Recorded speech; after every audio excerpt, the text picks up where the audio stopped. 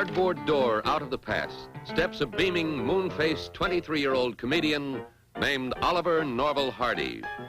Oliver announces he's to be married in this comedy called 20's Fatal Fun, made 2 world wars ago in 1915, when life and the movies were both much simpler.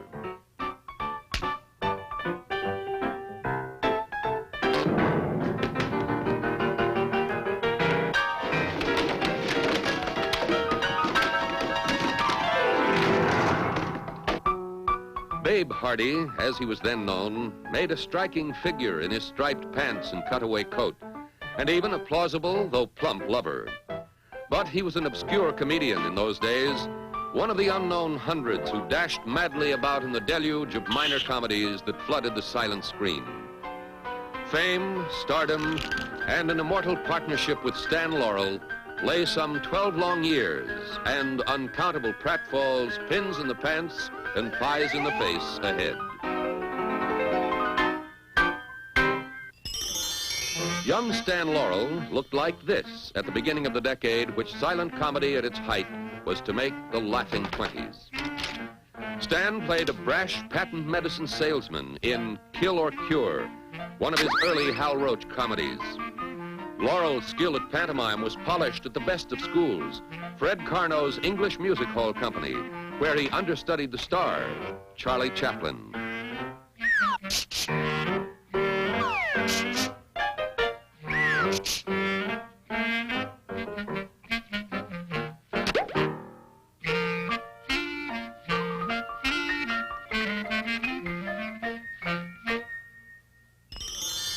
Behind that bushy mustache lurks Oliver Hardy. By the mid-20s, Hardy had joined the Hal Roach organization, where he continued to play supporting roles despite a mad studio search for badly needed new comedy stars.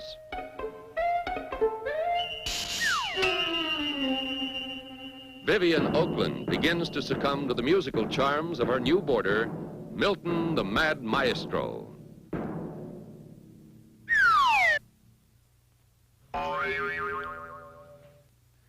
In this 1926 blend of slapstick and French bedroom farce, husband Glenn Tryon completes the triangle as Oliver fiddles while Vivian burns.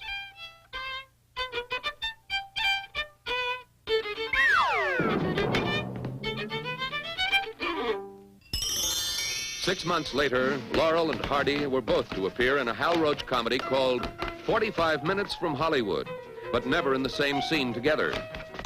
Stan is almost unrecognizable behind that big black mustache as an innocent hotel guest harassed by a pair of battling intruders.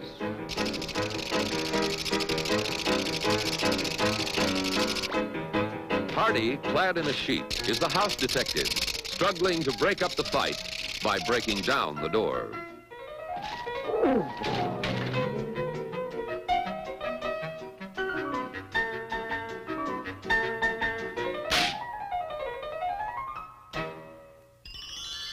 By the following year, 1927, Laurel and Hardy had been cast together several times and were beginning to pair up purely by accident. In films like Sugar Daddies can be seen the gradual evolution of one of the greatest of comedy teams.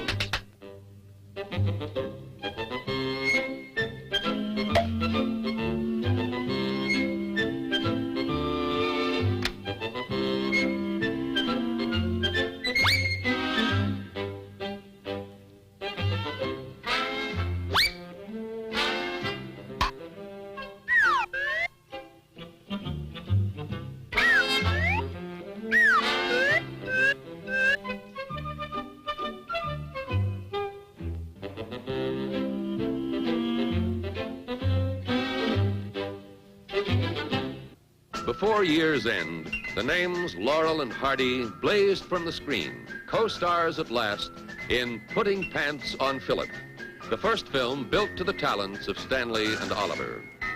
The plot was supremely simple. Uncle Ollie had just met nephew Stan at the boat.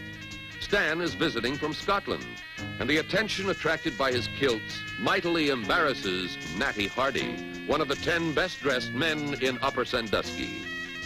"Walk behind me," says Oliver, "far behind."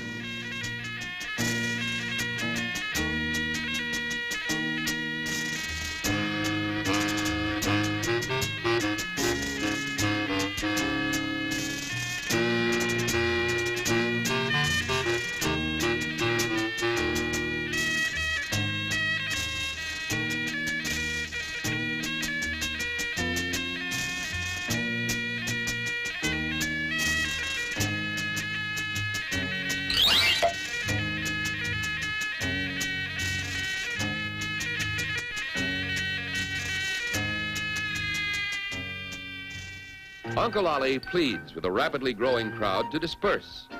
With Hardy in the role of a sport and Laurel as, of all unthinkable things, a lady chaser, putting pants on Philip differs from the later Laurel and Hardy films, for Stan and Oliver had yet to invent the bumbling, derby-hatted characters that were to make them world famous. Years later, when his career had ended, Stan Laurel was to name this his favorite comedy.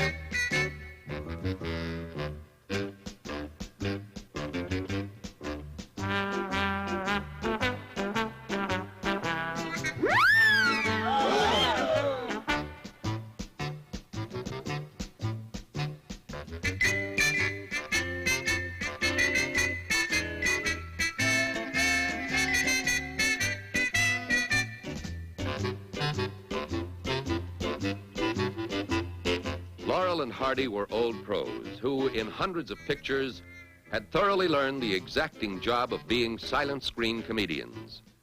Laurel was, in addition, a comedy innovator, and many of Stan and Oliver's best gags were to originate with him. They worked without pretension and for the moment, little dreaming that their comedy would continue to delight audiences more than 20 years after the cameras stopped grinding and the Klieg lights flickered out.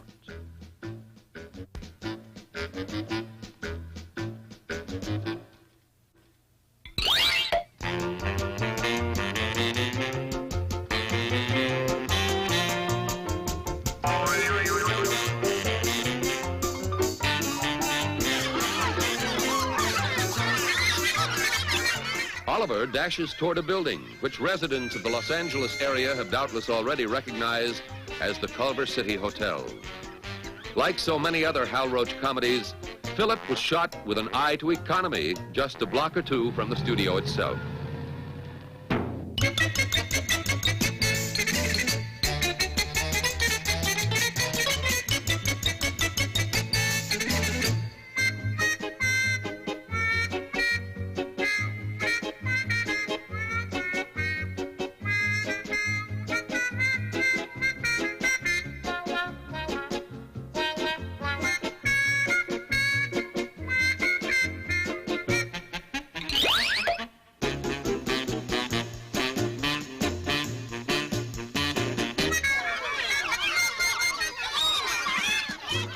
What's all the excitement about, wonders Hardy.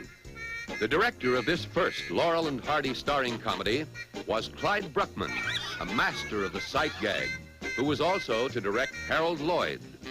The cameraman was George Stevens, famous today as the producer-director of Shane, Giant, and the greatest story ever told.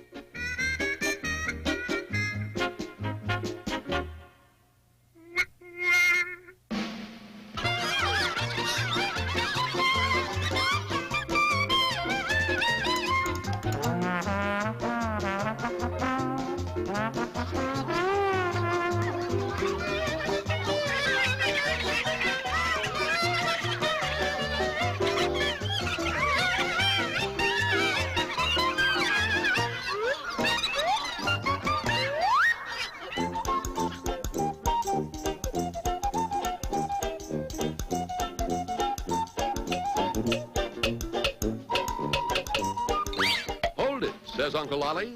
Let me show you how.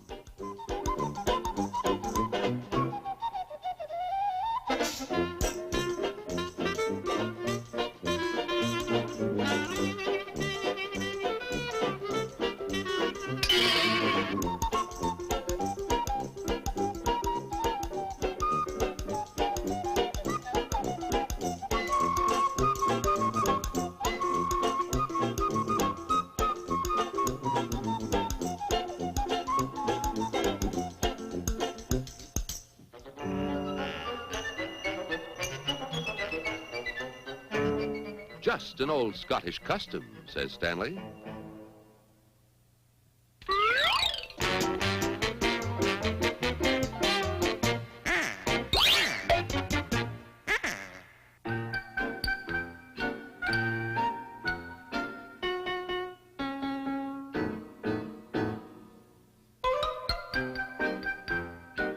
Just an old American custom, says Oliver.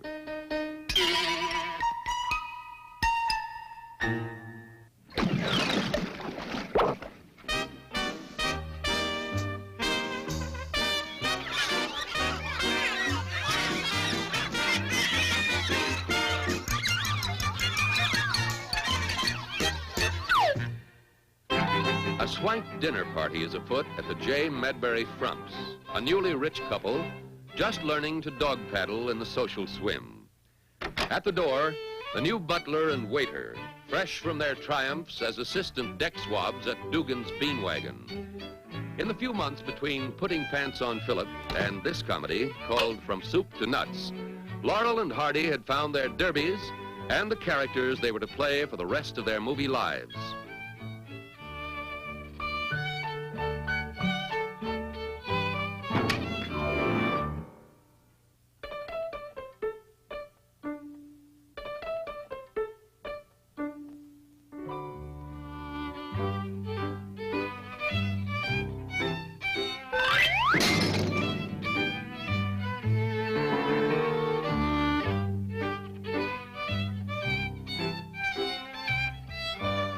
I fall down, admits Oliver.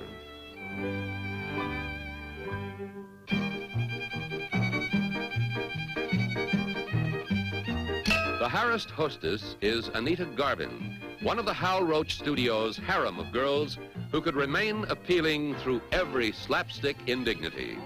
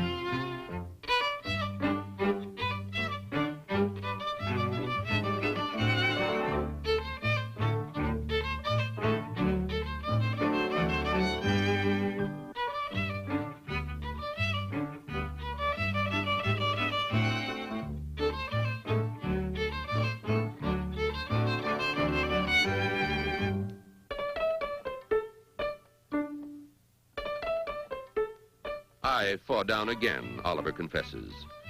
This tribute to the cake baker's art was directed by E. Livingston Kennedy, better known as comedian Edgar Kennedy, master of the slow burn.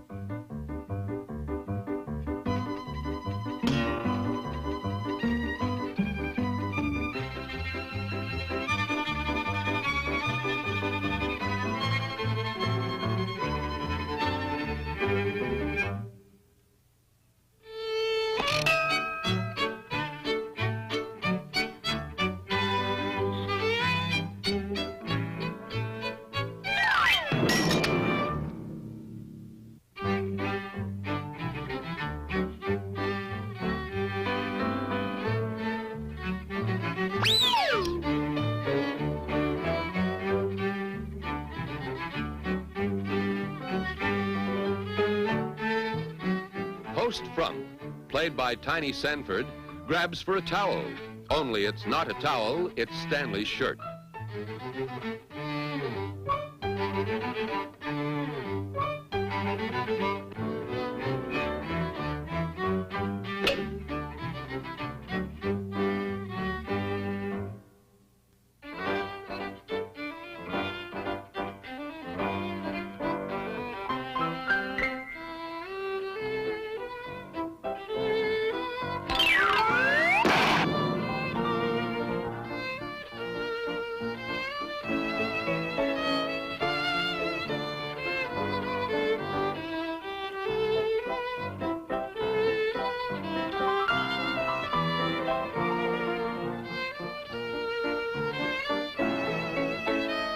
In this moment of crisis, Stanley takes command.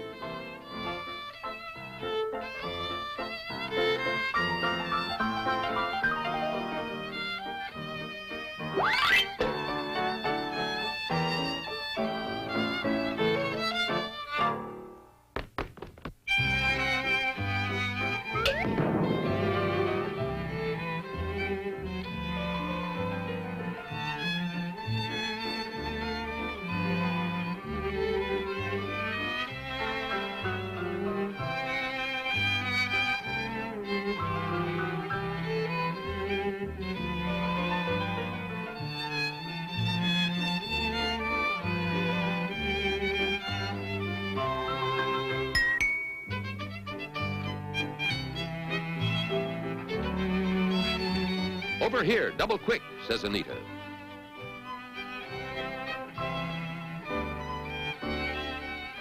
Did you gong, madame? Asks the efficient Oliver.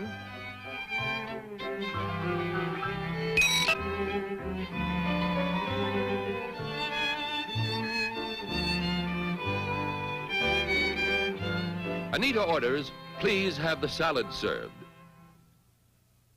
Undressed. Fastidious Hardy dishes up the soup, while greensman Laurel's in the kitchen preparing the salad.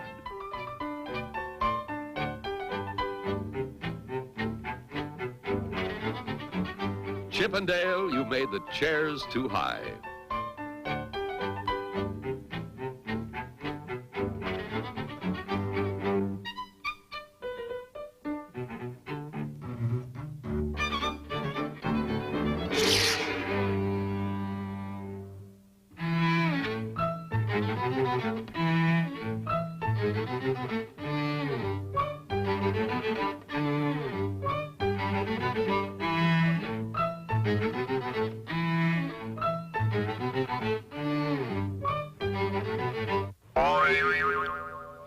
Alert to every order, Stan serves the salad undressed.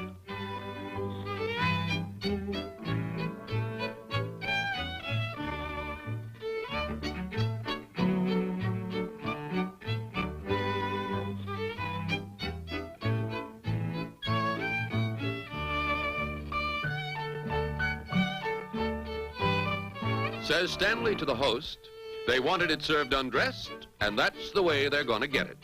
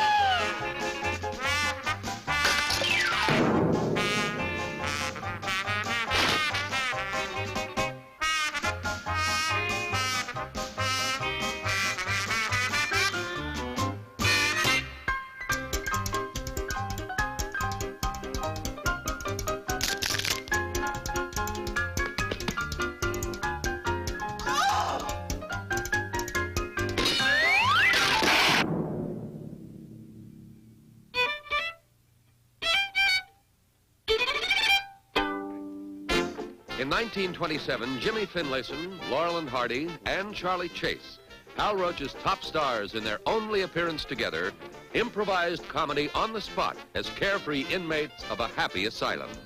In a mousetrap microphone, Charlie finds lunch. Stan and Oliver as William Tell and Target.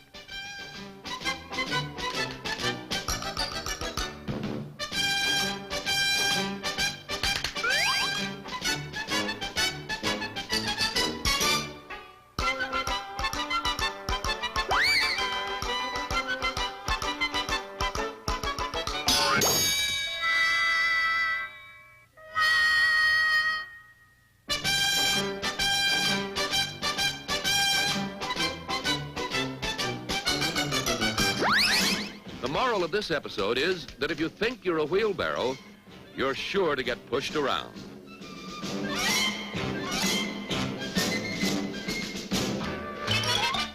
There's a home movie quality to these silent clowns cavorting on a long-departed sunny afternoon on the Hal Roach lot. Meeting an ocean liner, impatient Charlie Chase spots his lady love, Viola Richard, on the upper deck. Viola goes to the left. Charlie follows, and fate's fickle finger flicks man-hating Anita Garvin smack into his path.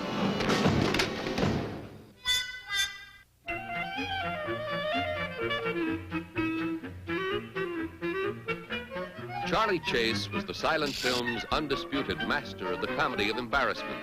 He was also Hal Roach's most popular player until the skyrocketing success of his old friends Laurel and Hardy in the last years of the laughing 20s.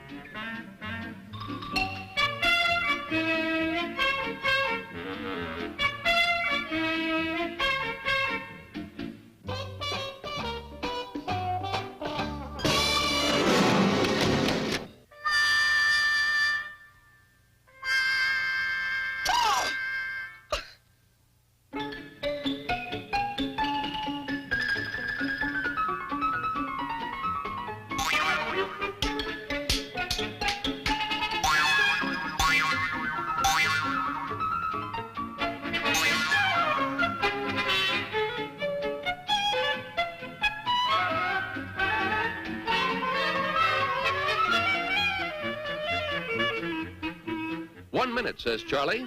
"I forgot something important."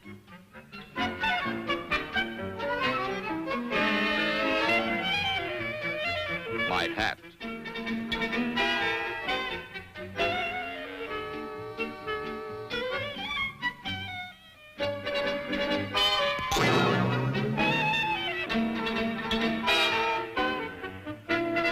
The impulse that cannot be denied.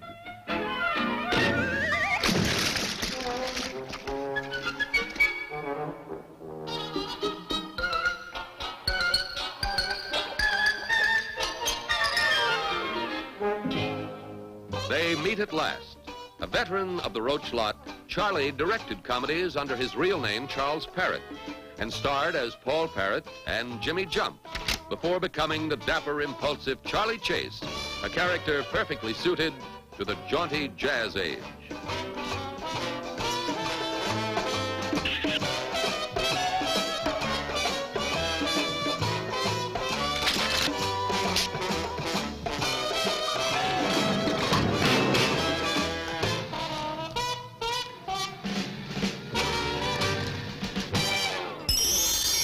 In his yard, Chicken King Schultz poses with his prize rooster, grand champion at the International Poultry Show.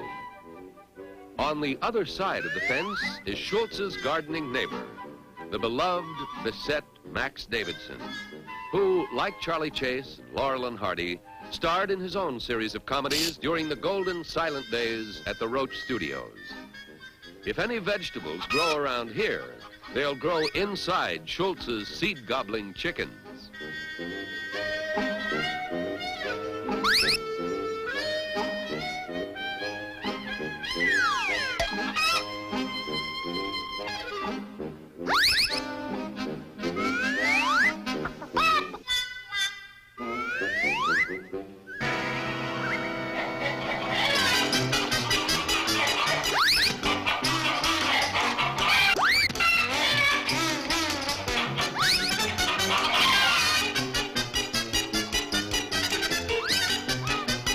Naturally, of all the chickens, Max grabs the champion.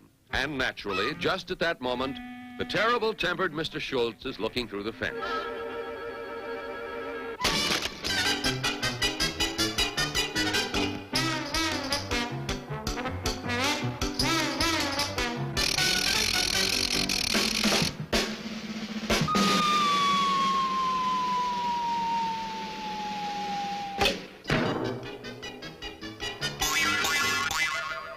Like prosperity, flaming youth, and bathtub gin, screen comedy was a hallmark of the 1920s. In the picture parade that caused peals of laughter to ring out of every movie theater in the land was Laurel and Hardy's Wrong Again, written and directed by Leo McCarey, who later created such film classics as Going My Way.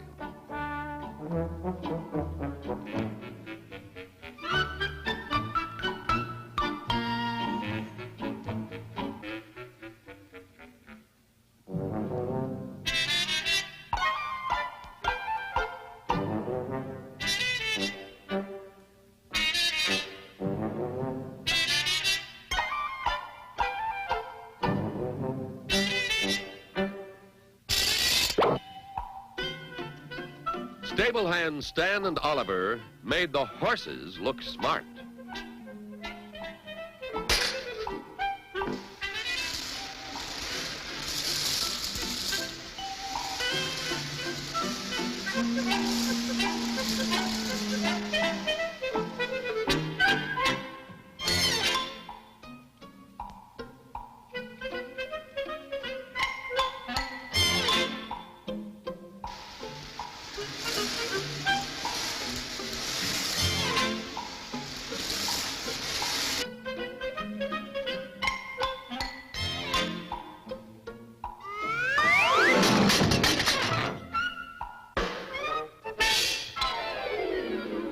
Our masterminds over here, there's a big reward for the stolen Blue Boy. And there in the stable he is. Quiet now. Mustn't give the game away. They'll grab this reward all for themselves. Meanwhile, detectives Crovney and Freebs apprehend the crooks and recover Blue Boy. The painting Blue Boy, that is. Crovney phones the good news to millionaire owner Augustus Paddle. Don't fiddle-faddle, orders Paddle. Bring that painting over at once.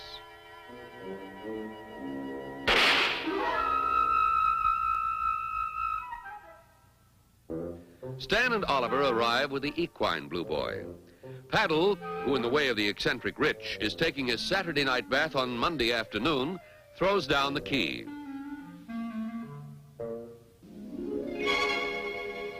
You mean in the house? Asks Hardy. Expecting his painting, Paddle says yes, never dreaming that this Blue Boy has 4 hooves and a tail and may not be housebroken.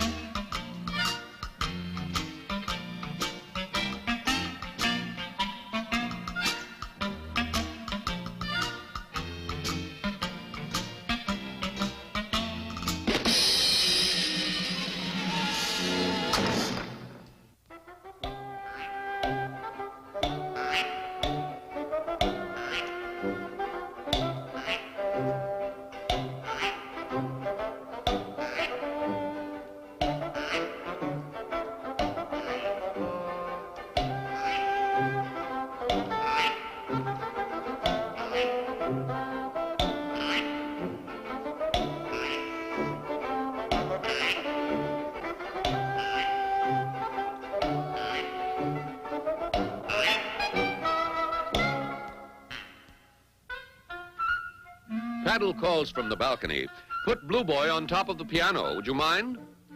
Stan, who has been told millionaires are peculiar and think just the reverse from other people, wouldn't mind in the least. The Hal Roach studio where this comedy was made has been demolished, joining in limbo the Mack Sennett studio, torn down some years before. And so both of America's 2 greatest laugh factories have disappeared from the scene.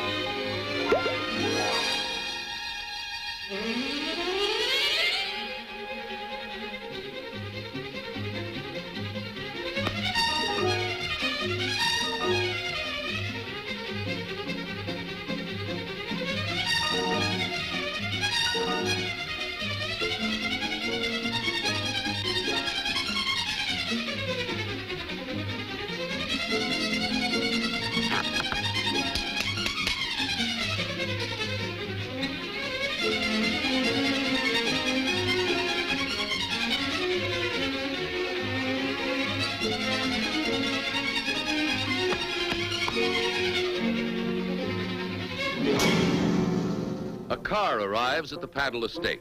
In it are Paddle's dowager mother, Detectives Crovney and Freebs, and the blue boy that doesn't whinny. Shh, cautions Oliver. Someone's coming. We'll give them a big surprise.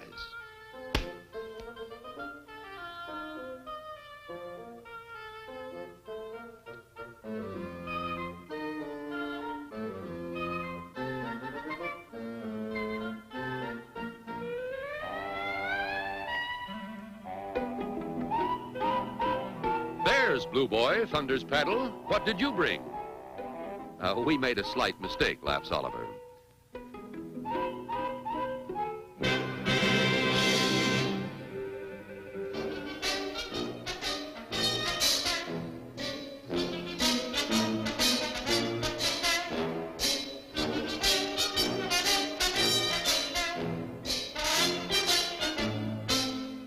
Don't stop me, cries Paddle. Read about the murder in tomorrow's paper.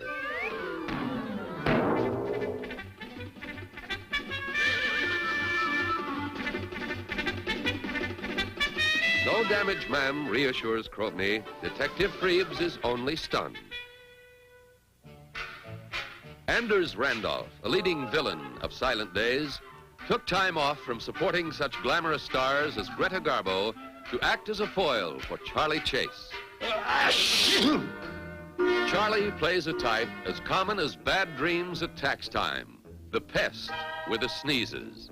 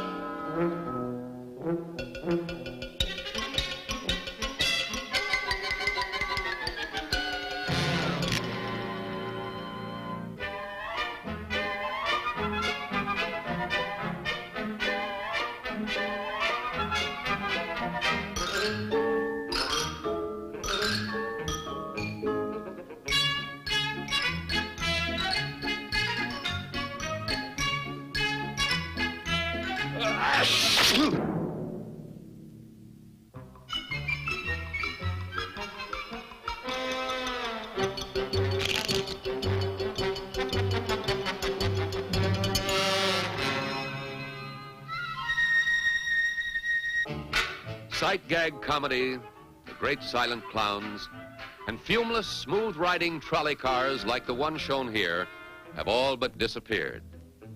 Progress doesn't always mean that things get better.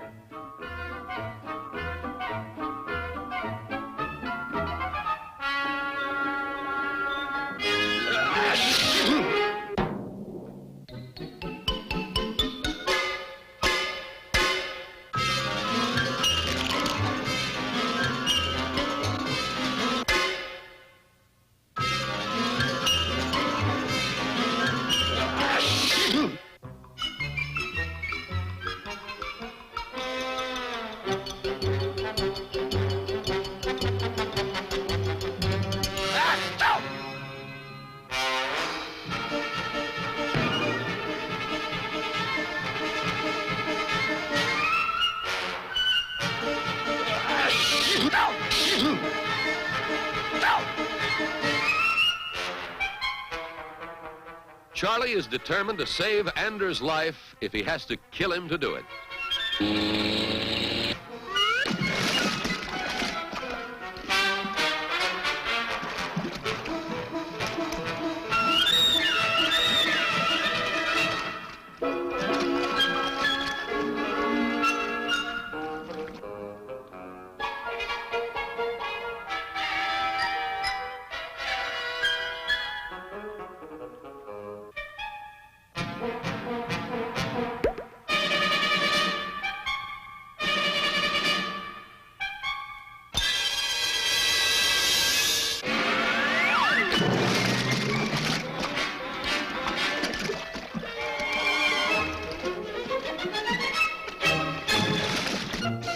Laurel and Hardy, contractors, arrived to finish a house.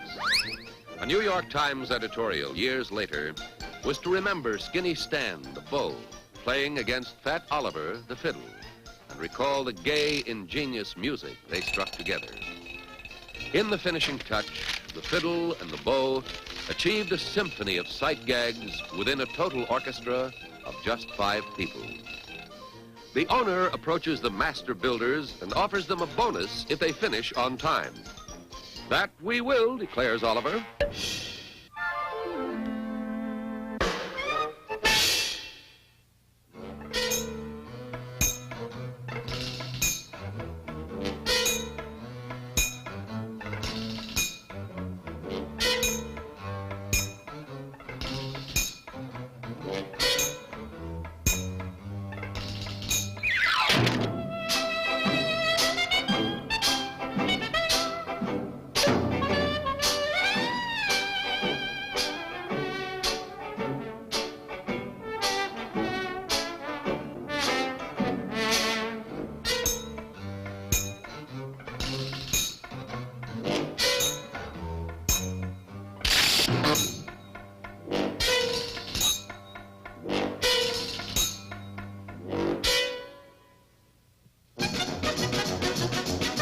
Nurse Dorothy Coburn complains to cop Edgar Kennedy. You've got the authority. Make that track team over there cut out the noise.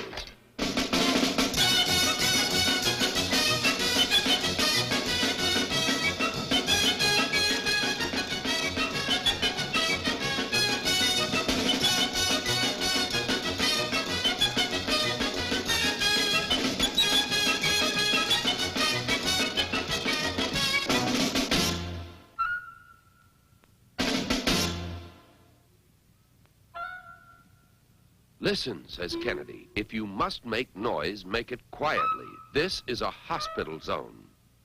Shh.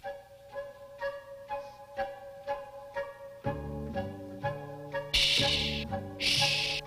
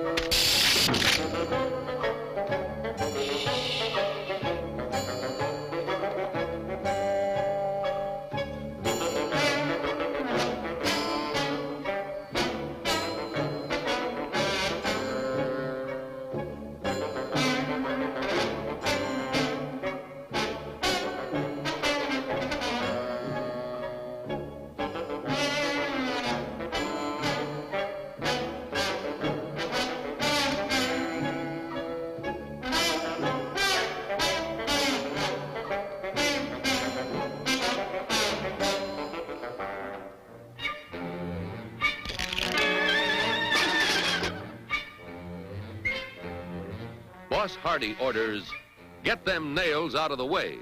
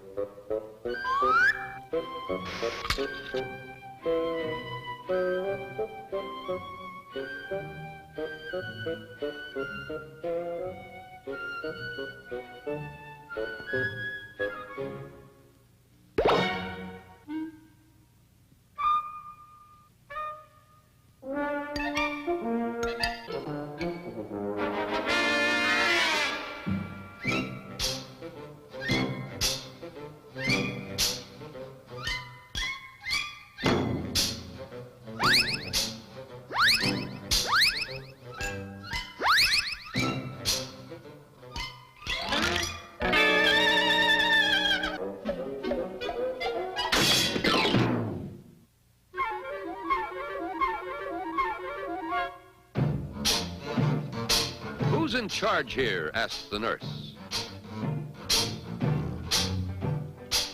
Be quiet now or be quiet forever, threatens Dorothy.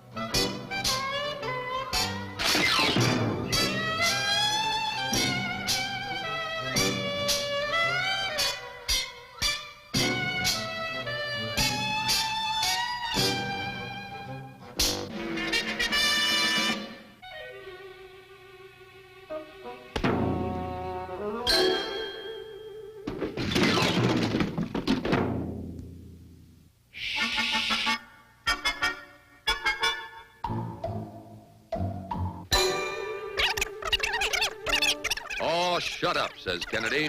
The law can take no more, but gets it anyway.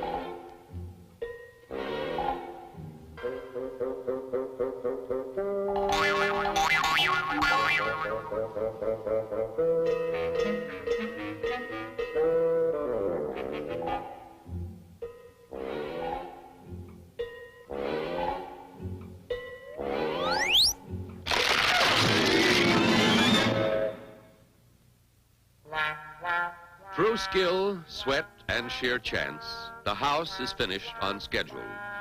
The proud and happy owner arrives to pay Stan and Oliver their promised bonus. The first bird of spring.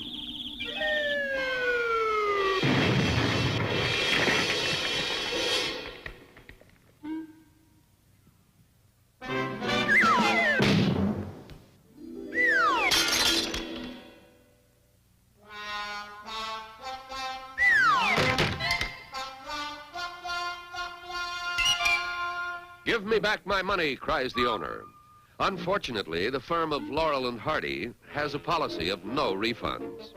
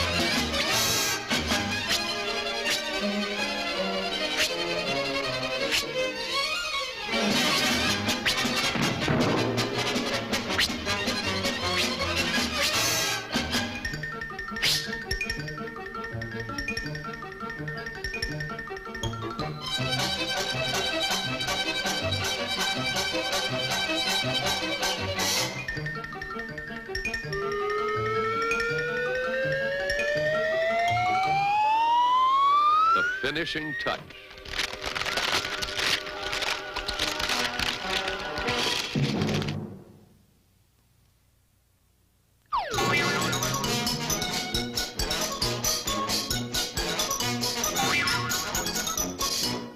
Look who's moving into the house that Laurel and Hardy built.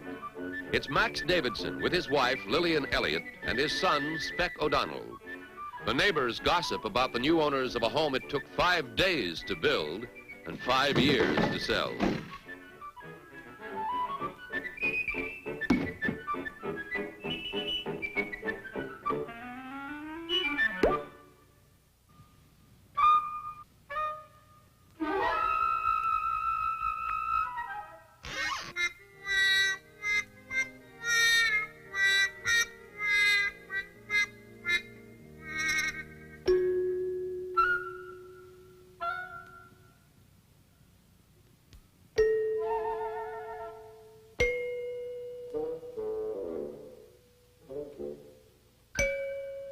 Not only does this house have running water, it has leaping electricity.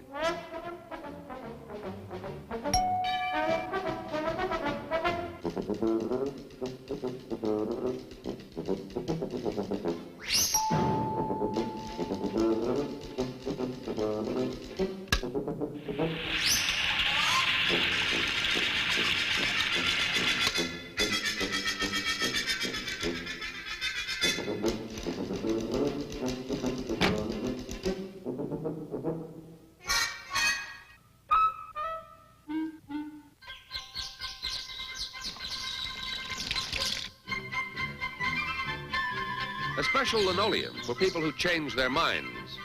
If you don't like the design, just mop it off.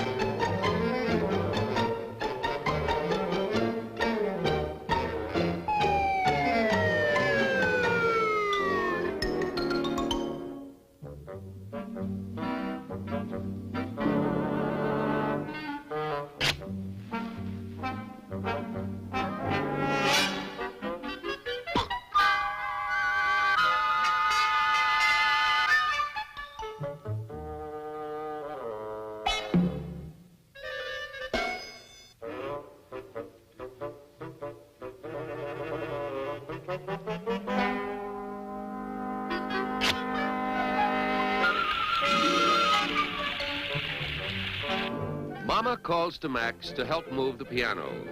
In 1927, this comedy, Call of the Cuckoo, hit home to a lot of families whose jerry-built dream castles had turned to nightmares. It still hits home today. An approaching invasion of relatives.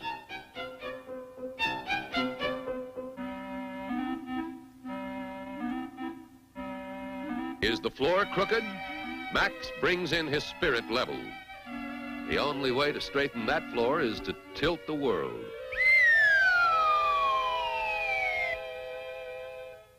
The housewarmers, their goodwill is exceeded only by their hearty appetites.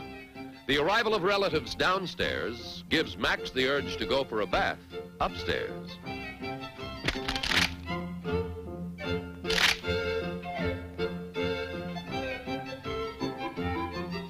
In bursts the horde, shouting for directions to the dining room.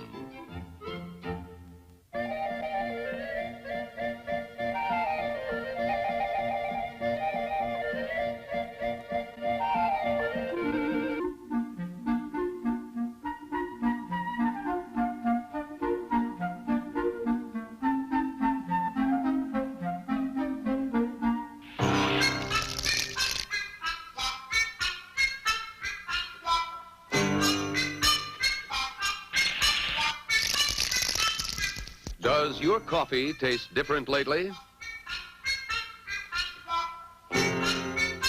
Says guest to wife, with this stuff and a razor, I could shave.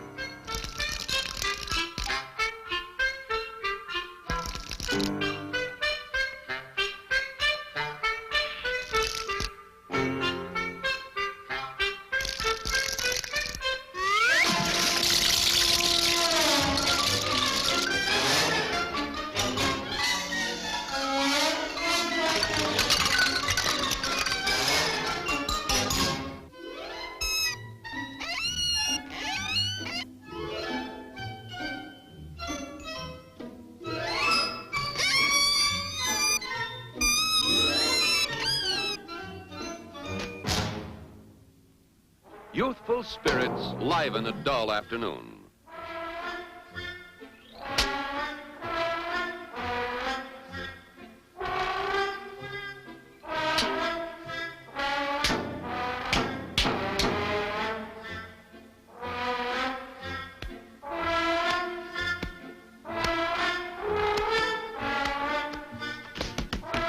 Says Sophie to Samantha, if I weren't a lady, I'd belt you in the kisser.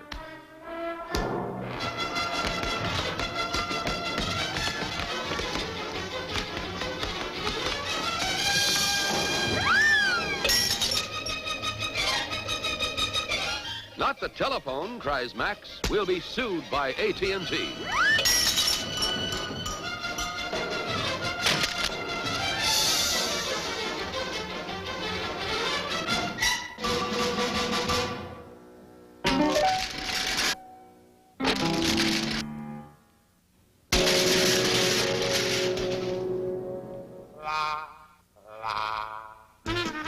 The picture is called Liberty. And liberty is just what Stan and Oliver have foremost on their minds. Written and directed by Leo McCarey, this comedy was released in 1929, when Laurel and Hardy had reached their peak, and both the laughing 20s and the golden age of silent comedy were drawing to a close.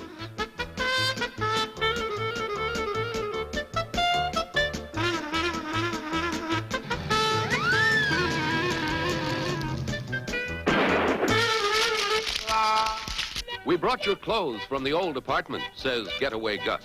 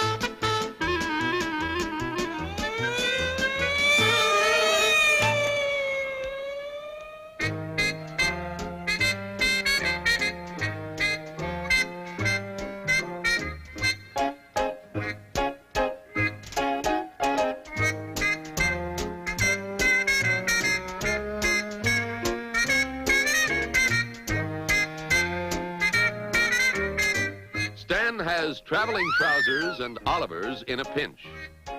We'd better switch pants, says Hardy.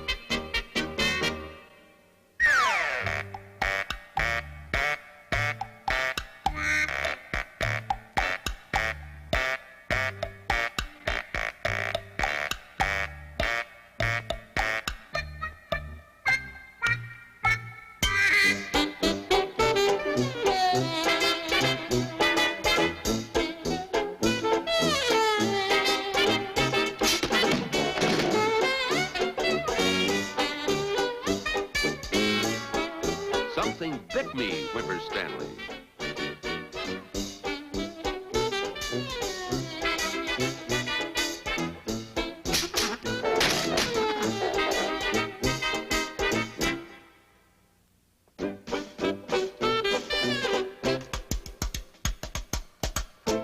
Something bit him, explains Oliver.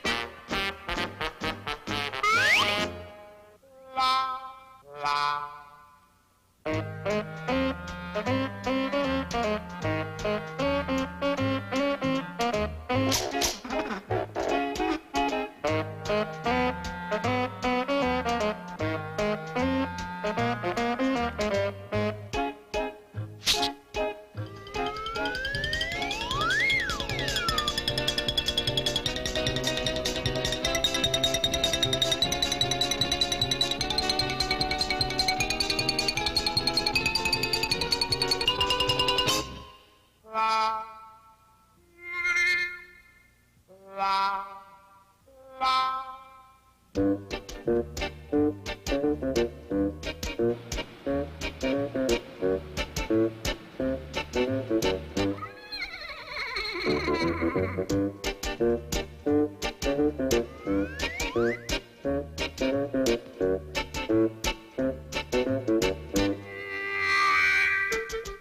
to the ladder, directs Hardy, who little realizes he's gotten back not only his own pants, but also an extremely lively future seafood dinner.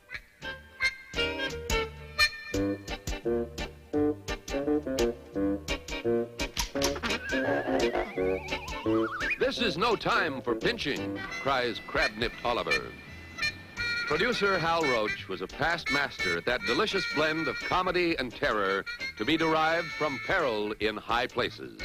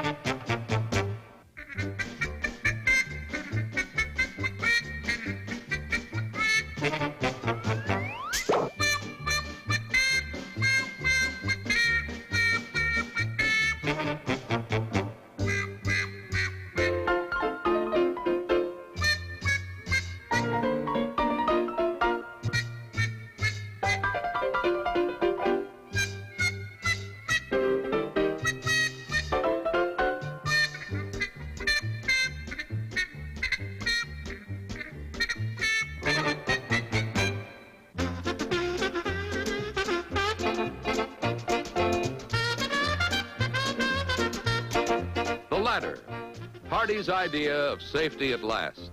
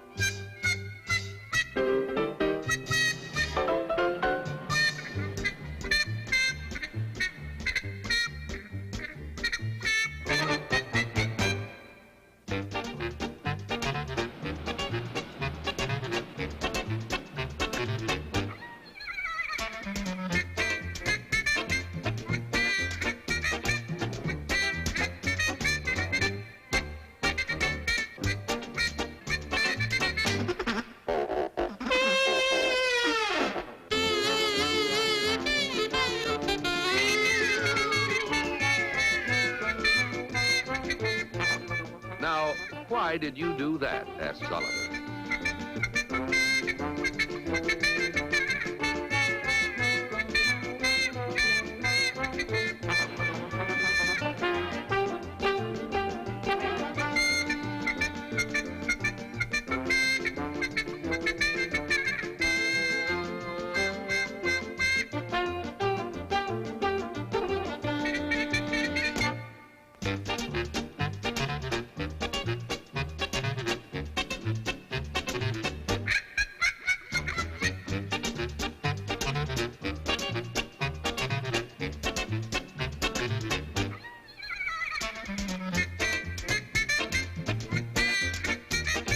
Says Oliver to Stanley, hang on to this and relax.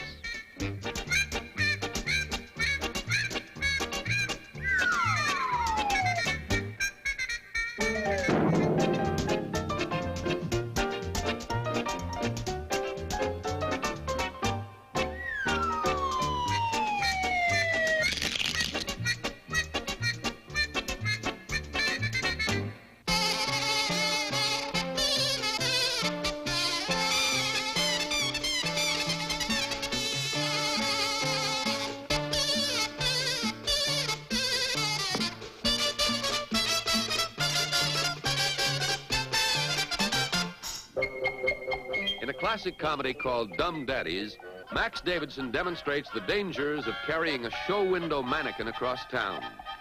The crowd wonders what murderous Max has in that sack and deduces it has got to be a body.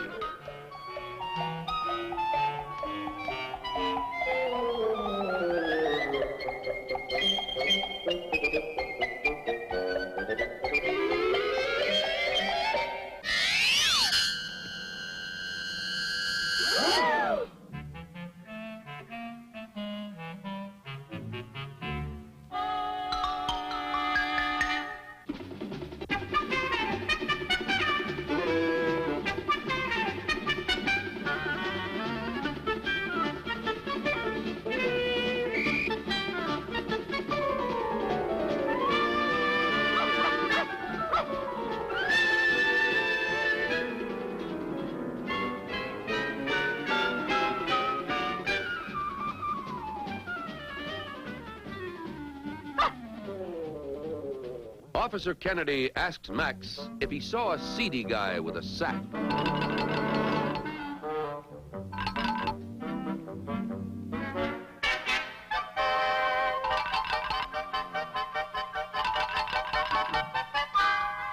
Is it yes or no? Cries the exasperated Kennedy.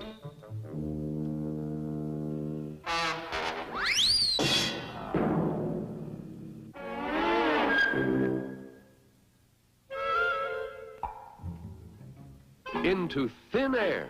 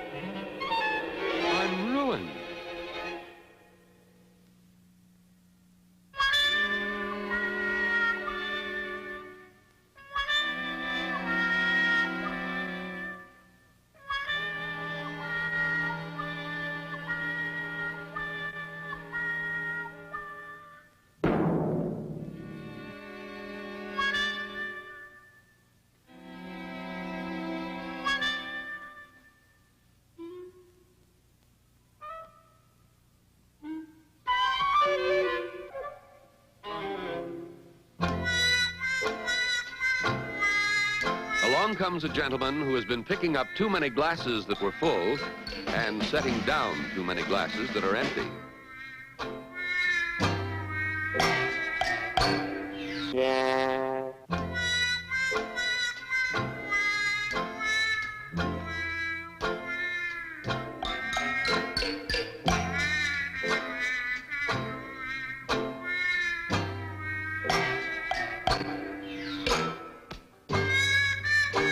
Your leg, madame.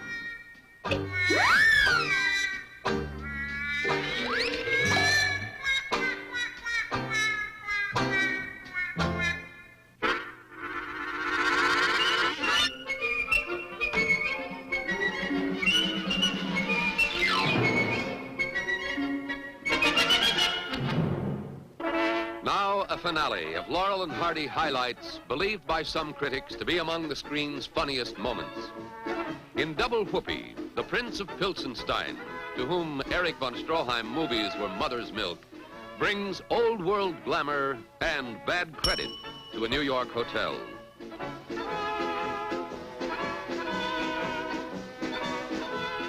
Speech, speech.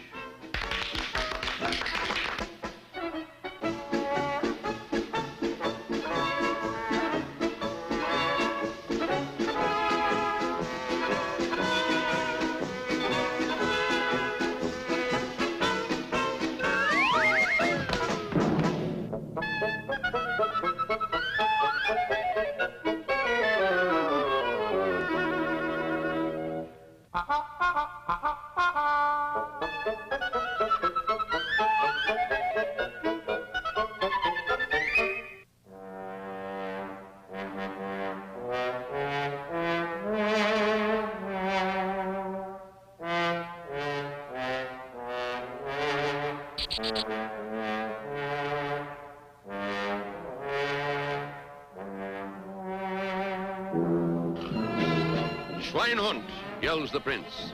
In my country, this would mean death.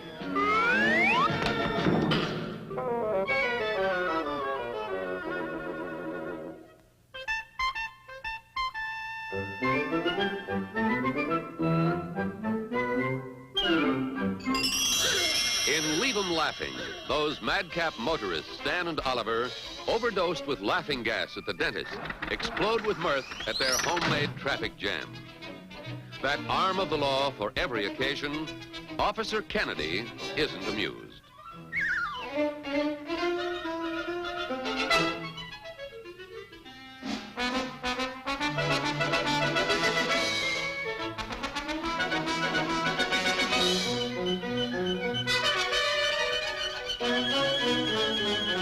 It's off to the station house, exclaims Kennedy.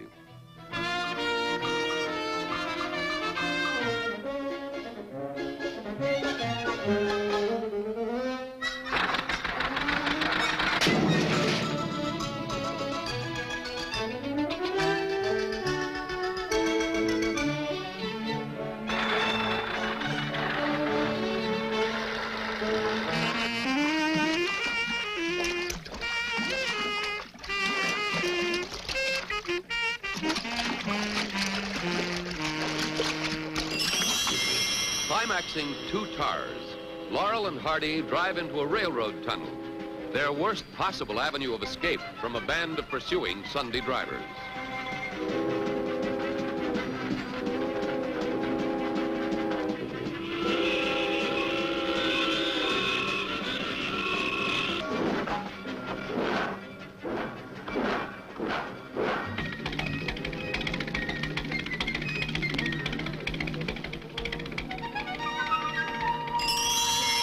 In Habeas Corpus, Oliver the Agile scales a wall.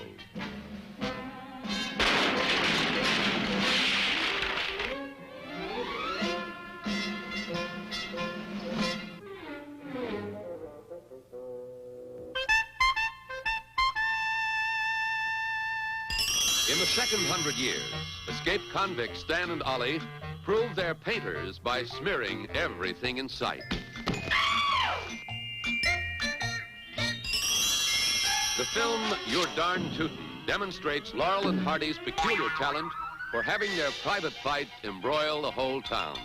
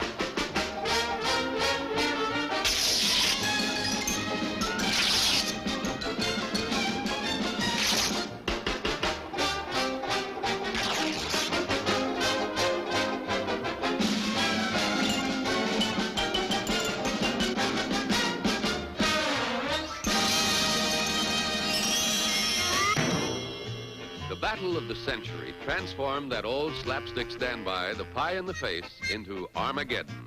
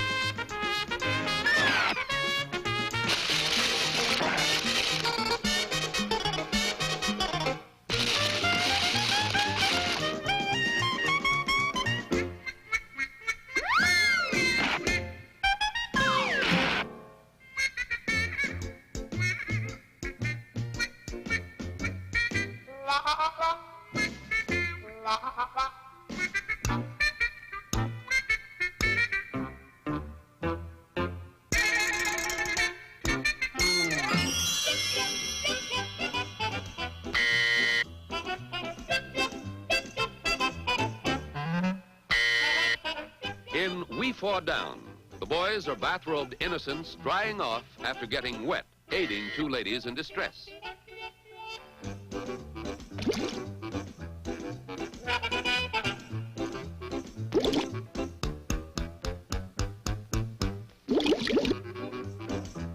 Be bohemian, says Oliver.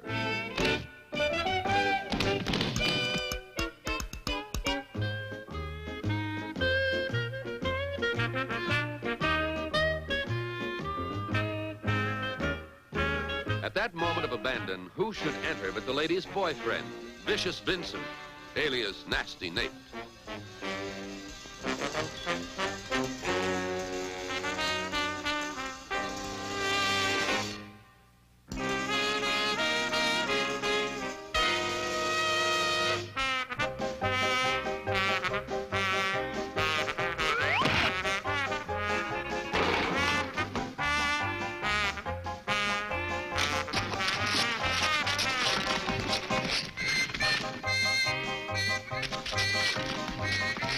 Just passing by, Laurel and Hardy's wives, human bloodhounds, master henpeckers, and crack shots.